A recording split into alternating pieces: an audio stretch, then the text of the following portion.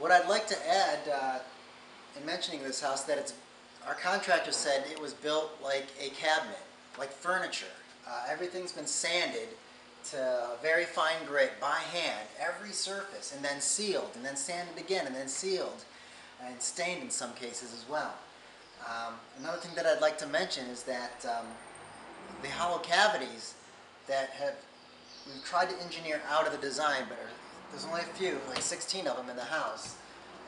They're due because we're not using right angles. This is about a 22.5-degree angle, two boards together, and so we use some carpentry finesse and a lot of wood screws to hold it together very strongly and create some very durable beams holding this house up. Again, these are 2x10 local hardwoods. Makes pine, again, look like balsa wood. Well, another thing that we've done is we were inspired by yurts. Yurts have a cable. Yurts are round buildings, but they have a tension cable that cinches the building together, almost like a wine barrel.